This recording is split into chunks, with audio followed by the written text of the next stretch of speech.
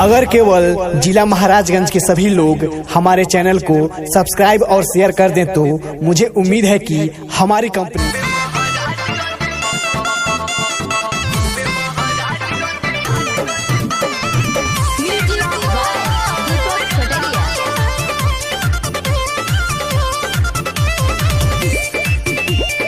DJ Dilip आशिक महादेवा चौराहा।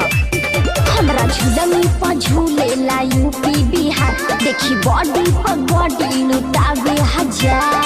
हे राजा जी हमरा झुलनी पर झूले ला यूपी बिहार, देखी बॉडी पर बॉडी लुटावे हजार। नहीं केहू से ही ललई किला हो, हाँ किला हो।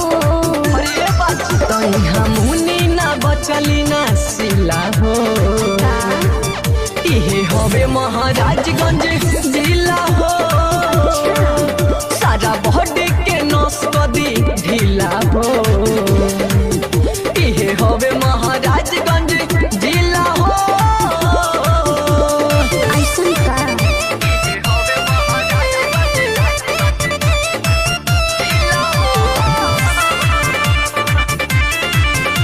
डीजे दिलीप आशिक महादेवा चौराहा।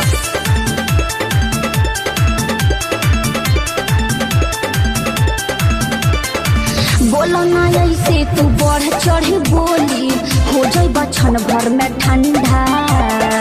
करम चढ़ाई तो हो जइबू घाई, बुझा ना नाच के लवंडा। सही बात बा, तोरा का बुझाता? बोलो ना ऐसे तू बढ़ी चढ़ी बोली, हो जाए बचन भर में ठंडा।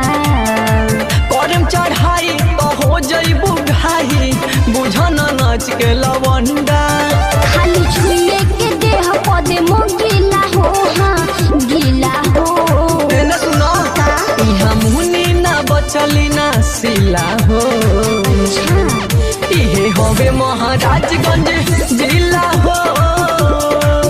सारा बॉडी के नस कदी ढीला हो, अरे चाचा इहे हवे महाराजगंज जिला हो, जिला हो।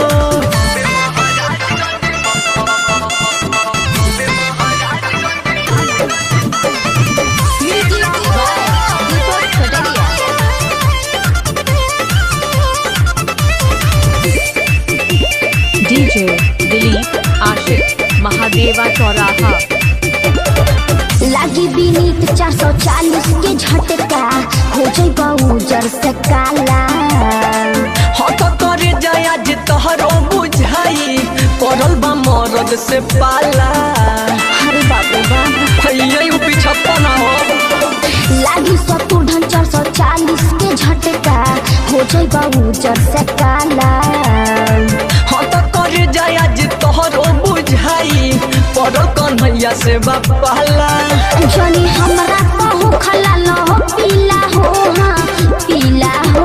अरे कबीर कौन कहीं हम हुनी ना बचली ना सिला हो, इहे हवे महाराजगंज जिला हो।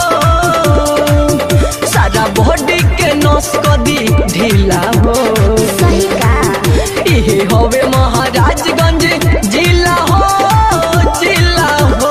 हटा होने ऊपर चढ़ जेबा का।